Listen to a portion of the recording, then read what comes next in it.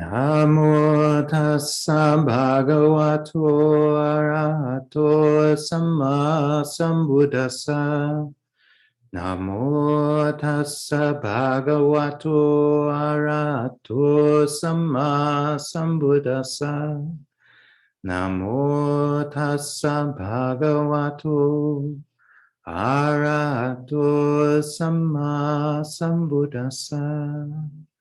Buddhang dhammang sanghang namasami.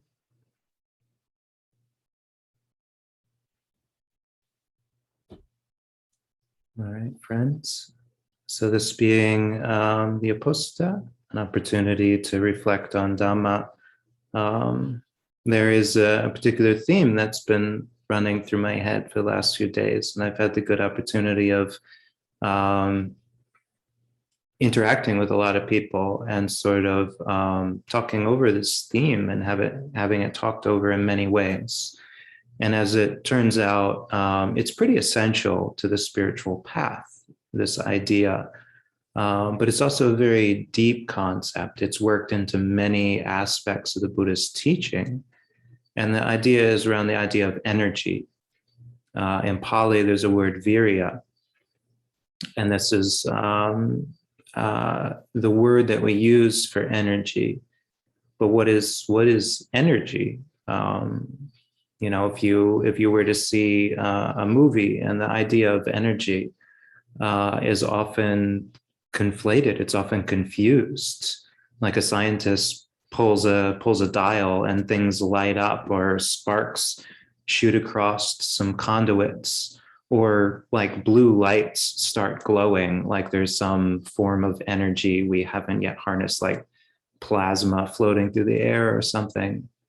And there's this idea that things are powered, and that this power is a physical thing, a tangible thing, and it's flowing everywhere. There are many concepts around energy, and whereas if we see it outside of ourselves in culture, in media, we can say, okay, that's a little stylized, that's a little exaggerated, it's a little ridiculous. And nevertheless, these ideas are within us. They wouldn't have gotten onto the movie screen or into the martial arts or the textbooks or anything like that unless they had started in our hearts and minds. And I think it's very interesting that though Viriya appears in many important Buddhist lists, it's in the Iddhipada, the paths to success. It's in the 5 faculties and the 5 powers. It's there as an enlightenment factor. In all of the lists, never is it the first one. And that's something to think about. And the enlightenment factors, there are 2 enlightenment factors that happen before Viriya, before energy. There's mindfulness, and there's investigation of states. And I think this is indicative of the fact that even though we kind of think that we need energy even to begin to do spiritual work, when you get down to the kernel of the matter, that's not the first thing. The first thing we need is interest. The first thing we need is mindfulness. The first thing we need is a desire to do the spiritual work. And it's only then that the idea of energy can even be marshaled. It can even be controlled or quantified before we even want to give a try and put effort into spiritual practice. The idea has to occur to us to do the spiritual practice. So energy is down the line. It's not the first thing, but once we have started to commit, once we have started to say, yeah, I am suffering. I would like to get better. I'm interested in being happy. I'm interested in being free, whether we're moving away from something or we're moving towards something. once that idea arises in us, then we start to encounter obstacles. We start to have this idea of like, I just don't feel up to it today, or we go all in and we go nuts and we drive everyone around us nuts. Because I'm going to do it. I'm going to do it today. I'm going to sit down at the foot of the Bodhi tree and I'm going to strive.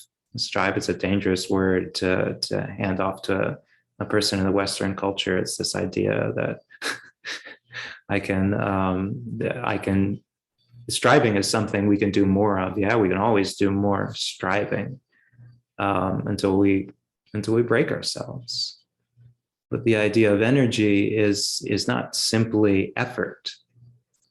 And that's the interesting thing about it, is first you need to have mindfulness so that you can gauge your application of energy. So the idea of energy right from the get-go is not simply applying force to something.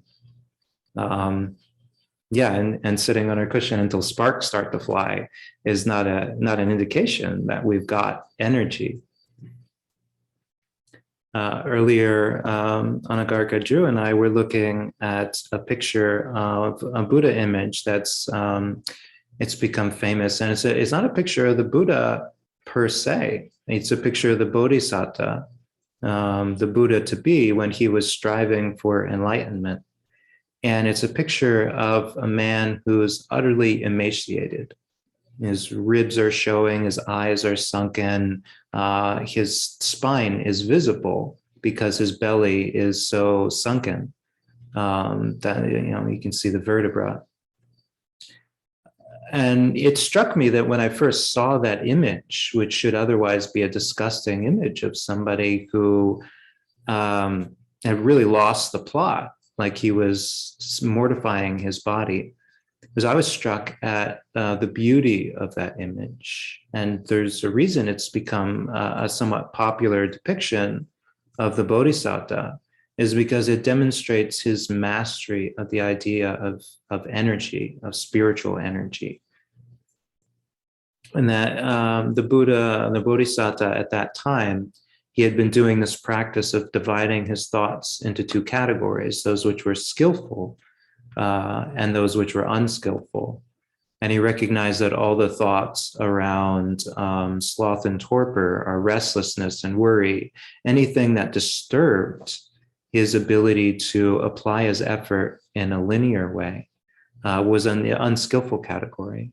And even though his body had wasted away, you can see he's got a slight smile and his eyes are bright, even though they're sunken. And that's this idea of energy is not a physical thing, but it arises in the mind.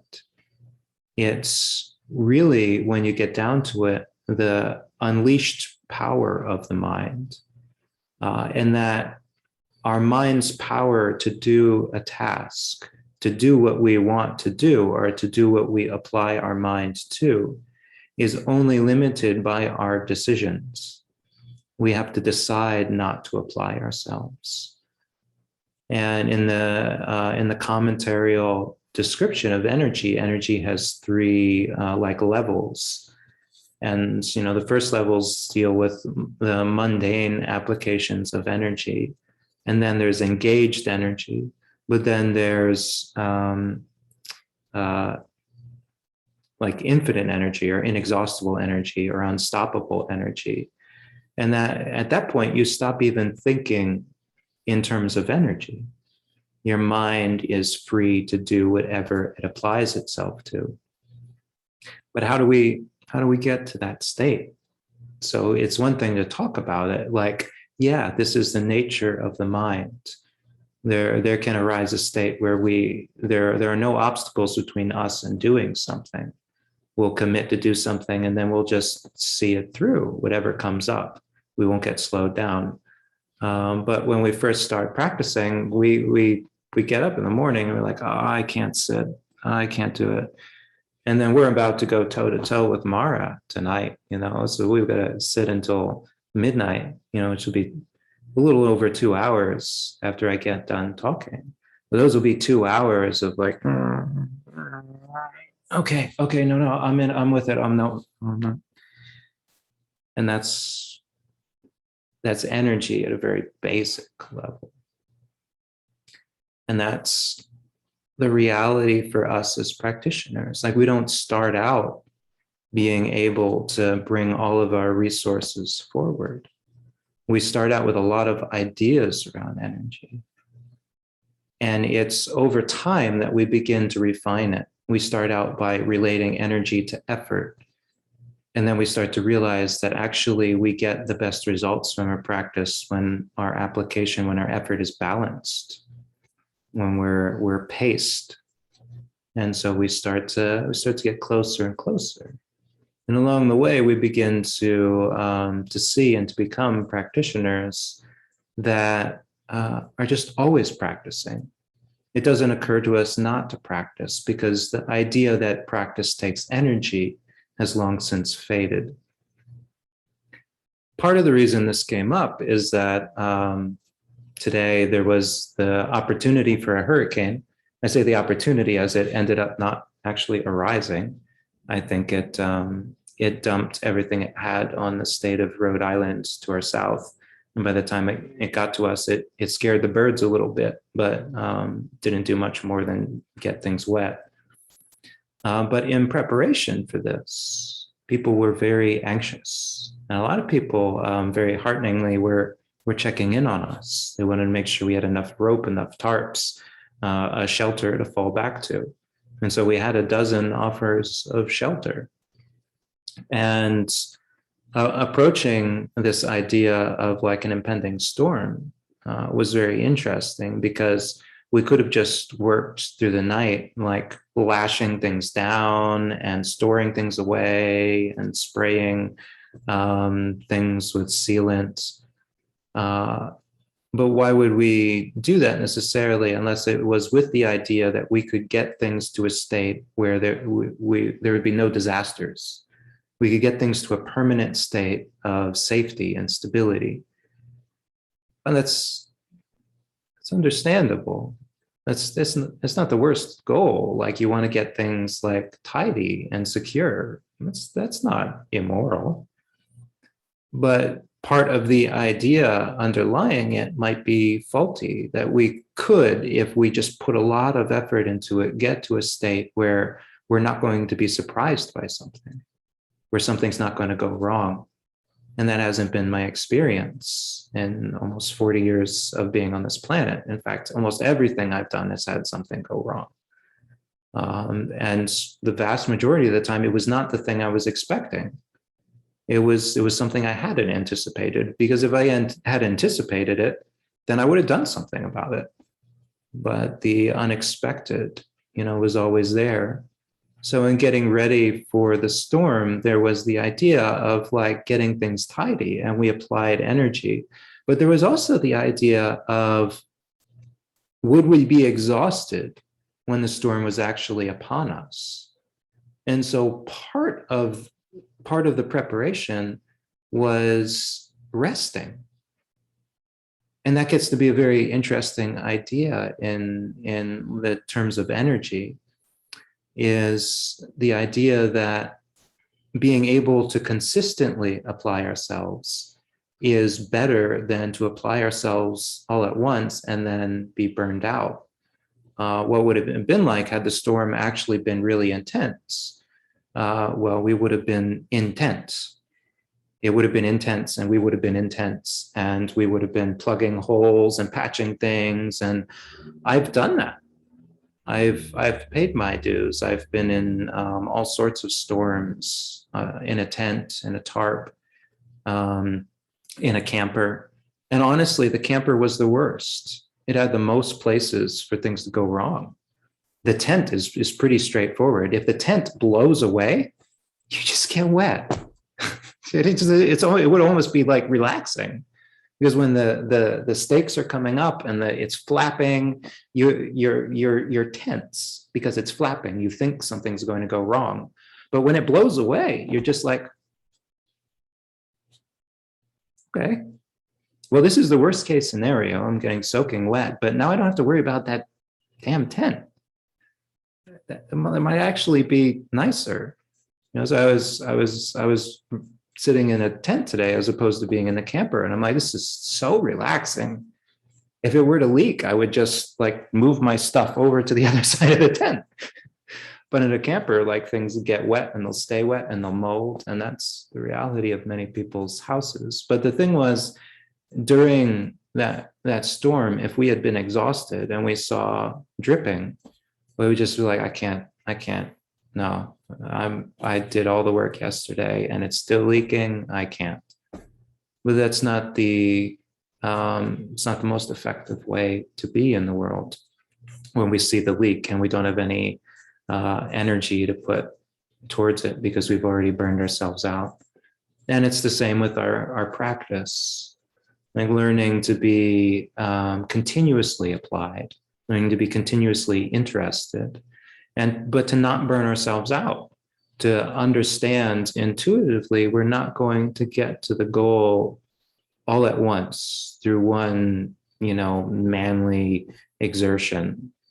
But instead, the more impressive thing is that we can keep our eye on the goal and just keep going one little step at a time, and don't get derailed by our ideas of effort. And some of this is going to take us into realms of maybe esoteric understandings of energy and thinking in new ways about energy. Like I said, if people really investigated, the popular concept of energy, it's like it's gotten silly. Like, people shooting beams of energy out of their hand. It's like, have you ever seen that? Like, what would it look like? Is it electricity? Is it heat? Nobody knows. It's an energy. But we think that's what powers us. So there's this framework the Buddha uses for Sakkaya Ditthi, or the view of self. And the view of self is so intrinsic to being a human being, to being a being in samsara, that almost nobody gets past it. Because it has to be pointed out. It has to be really considered and analyzed. It's so essential to the way that we talk and interact and view the world, that unless you really intensely and intuitively and intentionally shine a light on it, you'll never see it. So the framework is usually applied to the five aggregates, and it goes something like a person of the world sees the body as self, or their self as in the body, or the body as possessed of their self, or their self as possessing a body. And then this can be applied to all the other aggregates. And it's this neat little formula that if you look at any channel of it, you can realize, well, we all start out with these ideas.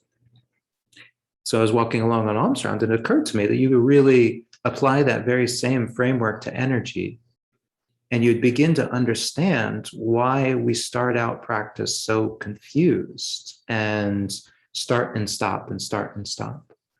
And it's because we probably have ideas around energy, around effort, around willingness, that lock it into a particular mode, that see it as something solid when it is not, in fact, something solid, when it is an idea, a framework that we use to try to describe our sense of wanting something, our participation, our ability, our resources, our health. So if we imagine ourself as energy, or energy as ourself, or we imagine energy in the body, there are people in this world who think that energy is simply calories. And that's really funny, because the measurement of calorie, if you look at it, is what you get when you burn something. Literally, to measure calories, they take our food and they put it in a furnace, and they measure how much energy is produced when they burn that thing. Because the idea is that that's what the body is doing. It is burning calories. And so the things we eat are measured in calories. They're measured in what is produced when it's burned. But there are people who hold the idea that you need calories to have energy. And to some degree, it's true. I mean, I'm not saying it's not true. I mean, calories definitely help. Or I wouldn't drink coffee. I wouldn't eat meals. Now, the Buddha investigated this thoroughly in his effort towards enlightenment, and he cut down his calories to the bare minimum. And yet, as we see depicted in that image, and as he describes, his energy became insurmountable. It became unstoppable.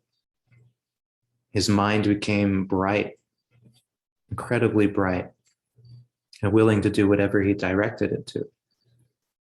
And so if that could happen when the body is starved, then obviously energy is not in the body itself. Yet to some degree, we need health in order to practice. And this is what the Buddha discovered when he discovered the middle way. Is if our body is sick, then we have much less resources. There's one story in the commentaries. I actually think it's in the Dhammapada commentaries of a laywoman who's a very good practitioner, and she develops meditation to such a degree that she's got psychic powers. And she gives alms food devotedly to the Sangha every day.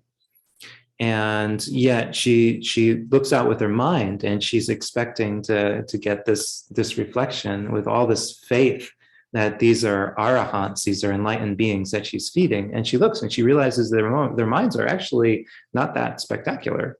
They're mostly thinking about food and thinking about sewing robes. And she's like, why is this? These guys haven't realized much at all. And she begins to investigate, and she realizes that they're malnourished. And because they're malnourished, they're not thinking straight. They're just kind of muddled, and they're just trying to get by. And so she thinks about it, and she figures out what it is they're lacking, and she provides it.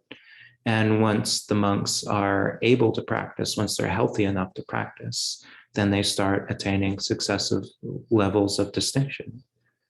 And so we do need to take care of ourselves, even though energy is not in the body, even though it's not the body itself. But then the idea of energy is in the body. So imagining qi. And I think I was seeing an interview with a Shaolin monk, and he was debunking like all of these ideas of qi. And every time somebody went, ha, and somebody fell over, he'd be like, that's this nonsense. And it is like, you can be a really high level martial artist, and you can use the idea of qi or this vital force as a framework to help you understand what it is you're doing and why it is you can apply more force than seems physically possible in a particular action. But it's just a framework, it's just an idea. And again, the Buddha, the Bodhisattva, and basically he could hardly stand up. He realized he needed to find another way of practicing rather than starving himself, because he was trying to relieve himself, to go to the bathroom, and he was in a very shallow water, like up to his ankles, and the effort to relieve himself almost made him faint, and he kind of keeled over, and he almost drowned in ankle deep water. And once he got himself up in the shore, it's like, even though he had unremitting energy in his mind, there was no vital force available. His body was wasted away. And so energy is not necessarily that qi. It's not necessarily that thing that powers us. And yet, as we will see, it helps though. if you do some calisthenics, if you do some stretches, if you take care of the breath energy and you nurture it, then when you're sitting up to midnight, you're not just sort of like collapsing in on yourself, but your body is energized. Yeah. So it's there, it's real, it's tangible, or people wouldn't talk about it in that way.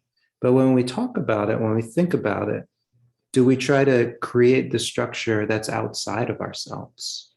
Do we say either I have chi or I don't, and therefore I have energy or I don't? Is that the measure by which we decide whether or not we can do an activity? Or we just think of this as a skillful means? Can this be a support for us to practice? But we don't envision, our energy as something like solid. And maybe one other way of thinking, like as energy, as self, as possessing energy. So there are some ways of seeing like a vital force in all things. And often that fourth category of self-view is very like, what could this possibly be? But there are ideas that we can have about this human life that we've got is just playing out, and that the greater spiritual framework is something more, is something greater, is something outside of that. And so we're going to have lots of energy at certain points, but it's sort of like predetermined. It's arising based on the condition of birth, and it'll cease with death. And we're kind of observing it as this great cosmic, mind. And even that can be a hindrance. The reason the Buddha points out Sakkaya Ditthi, or self-view, in the first place is because it's an excuse, ultimately, not to do stuff. We're talking ourselves out of applying ourselves.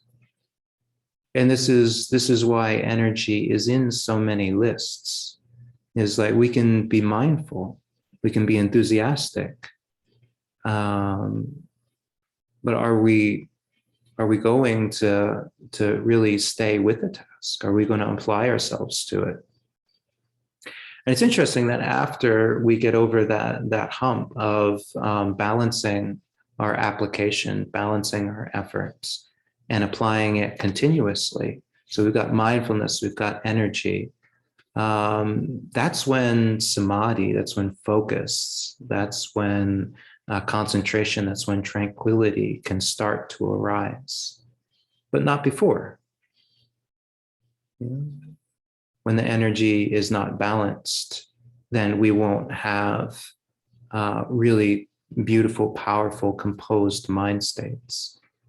I think if we have this idea of energy as being in the universe, as just outside of ourselves, then we're neglecting our ability to really direct it.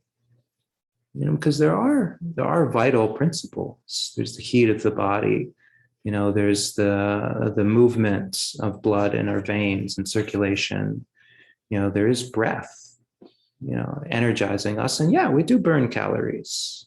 There's a little furnace in us. Well, some of it's us, some of it's bacteria, and some of it doesn't get burned at all. It just comes out the other end. All of this stuff is going on. Otherwise, the Buddha would have proven that it's nonsense when he starved himself. Instead, it was quite the opposite. He realized that this stuff is worth paying attention to. It is worth balancing. It is worth applying our wisdom to. Let's look at our situation and let's say, how can I really understand what dialogue I have going in my head around why I do or do not practice in any given moment. And when I do practice, when I am there, how much there am I? Am I willing just a little bit? Am I doing the practice because I expect to get something out of it? Am I getting really bright mind states? Or am I just kind of, coasting along? This idea, I've met practitioners who've done breath meditation diligently, faithfully, as their teacher taught them just pay attention to the breath right here at the tip of the nose. I remember talking with a woman who had been doing it for 20 years. And finally, by just kind of admitting, how difficult breath meditation is, she kind of just admitted, I've been doing this for 20 years. I don't think I'm getting anything out of it. And it's entirely possible. Yeah, entirely possible if there are underlying ideas about what we will get from the practice, then we might not see any growth at all. And isn't that quite sobering?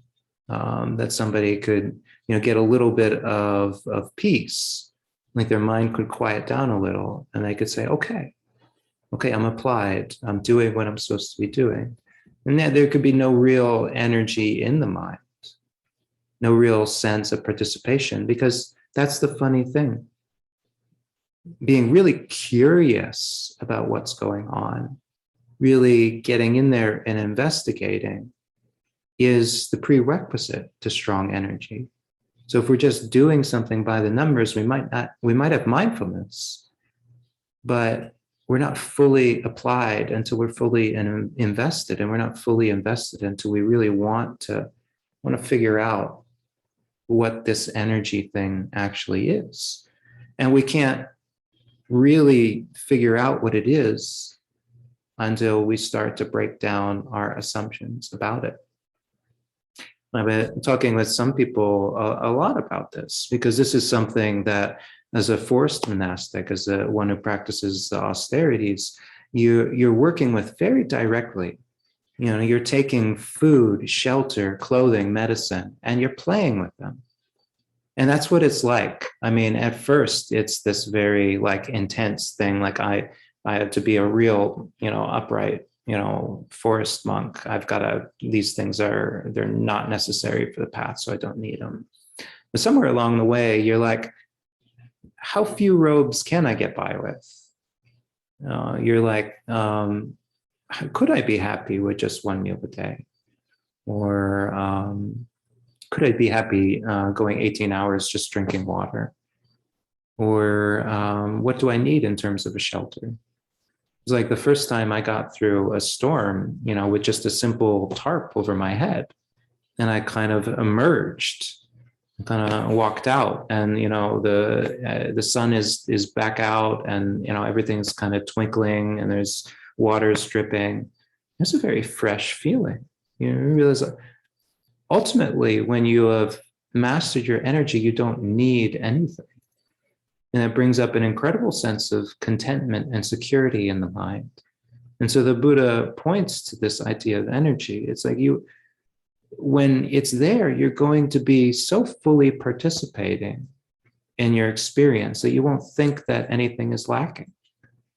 And that's energy that is perfected. The idea of not having enough energy never arises. And so we go out and we start looking at this and investigating and playing with it and trying new things.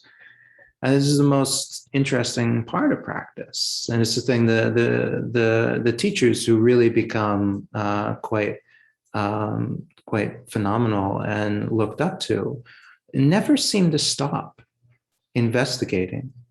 I remember my first preceptor, Ajahn Pasano, would always be listening to recordings of a monk named Ajahn Buddhadasa, who was a bit of a scholar. And he'd always just say, oh, that's the most interesting way of looking at that. And he had been a monk for 40 years, but he had never given in to the thought that he already knew everything. Instead, he had sincerely cultivated his energy, and the result was he was never not interested. He was always investigating, and some people might be like, that sounds awful, but I just want to be done. I'll give it a year, maybe, and then I expect to be fully enlightened. Like I don't have time. I want to actually complete something. And so the most powerful development of this skill is that you begin to recognize that that is the whole problem. You know, that is what it means to be not enlightened. So the Buddha said the mind is intrinsically bright, but it is impeded by opportunistic defilements. The idea is that our mind is like a glowing sun, but there are clouds in the way. Or it's like a mirror that's perfectly reflective, except it's got dirt and stains on it. And some of these dirt and stains are regarding those things which we use to stop ourselves from going any further, or just ideas that have never been challenged. And so these ideas can be anywhere. This morning we actually joined some friends, and there was a radio program going, and it was a program about race and about the nature of the racial problems in America. And it had been recorded last year during all of the riots that were going on in America around race. And it was a very fascinating reflection, because I've been thinking about energy all of this time. And this interview kind of spotlighted why people on one side of the equation can be angry with people on the other side of the equation. And then the other people can just not know. They can think they're not racist. And people can tell them they are racist, and they're not physically doing anything. And the final thing that we find about energy is that sometimes our lack of energy is not things that we're even doing right now, or things that we're telling ourselves right now. That ignorance is built up on causes and conditions, that we have built up ideas. And so it was very interesting in this radio program kind of enunciate that, is that you can walk around being kind and not like having a problem with anybody of any color, and still be racist deep down, because you've got this nice little package of ideas that make you comfortable. And if it's only when somebody says something that challenges you that you start to feel discomfort. And a wise person would start to investigate. They'd be like, what decisions have I made, and what things have I been complicit with? What things have I allowed in my life because it led to comfort? And then in some ways, to fully master our energy, we have to go back and we have to dig up all of our previous ideas around energy, all of our previous ideas where we're like, if I could just have a soft bed, to sleep in at night, then I'll be good. And then I'll be able to apply myself. If I can just get 8 hours of good sleep, if I can just have that cup of coffee in the morning, then I'll be bright and chipper. Or if I can get to do my yoga routine, or if I can. And so some problems are so deep because we have to really get in there, and we have to get uncomfortable, and we have to say, what ideas do I have that I lean on? What ideas do I have that I need in order to feel comfortable and supported? And when we're willing to like blow up our framework of how we look at things, it's almost like stepping into a space where we're acknowledging that the way we're approaching things is fundamentally broken. And I was like, isn't that the Four Noble Truths? Is realizing, yeah, no, it's not okay. It's not okay. There are a lot of things that are just not working. And we've been going along with them because they seemed to play out. But that habit is the last vestige of low energy states, the things that we just do day to day without really investigating or looking at, or being willing to have challenged. And we no longer have anything like that. It's not necessarily that we've arrived at some state, like the state of not being a racist. It was interesting. It's like, well, what if you can't attain that state? what if the end goal is simply that you're going to be willing to apply yourself to understanding a situation as it arises? It was something when I'd visit teachers at the Rockaway Beach Summer House, and we'd be asked all these questions, Bhante Sudaso and Ayasoma and I, and we hit on this theme. It's like, what is the, I think it comes from some Mahayana tradition. And they were asking, what is the unwavering action of all Buddhas? And it was a sort of riddle. What is the one thing that all Buddhas do? And the answer is an appropriate response. And it's a fascinating thing that when we've really mastered this, we don't expect we'll ever get to a situation where the world works. We're not trying to fix the world. Actually, what we're trying to get to is a state where no matter what comes up, we're there for it. We're not trying to be anywhere else. And we'll work at providing what we can to that situation, the absolute best that we can. And so this is the basis of all greed, hatred, and delusion. It's not being willing, wanting to get out of it, wanting to find a quick way out of it. But when we're willing to be with the situation, and actually earnestly wanting to participate, then could you call that suffering? Might be uncomfortable, might be unpleasant, might be cold, might be hungry. But would you call it suffering? And so that was that image of the Bodhisattva, gaunt, skeletal, but sitting upright, and his eyes so clear, so bright.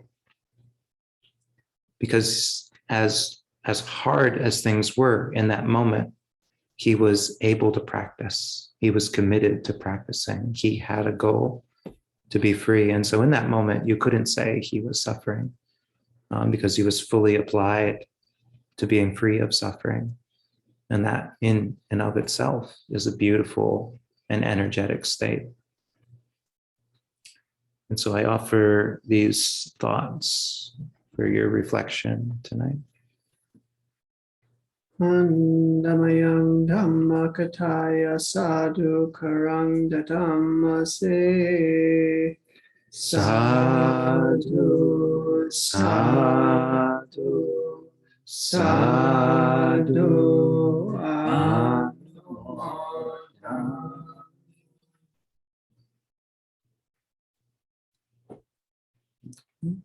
We can stop that recording.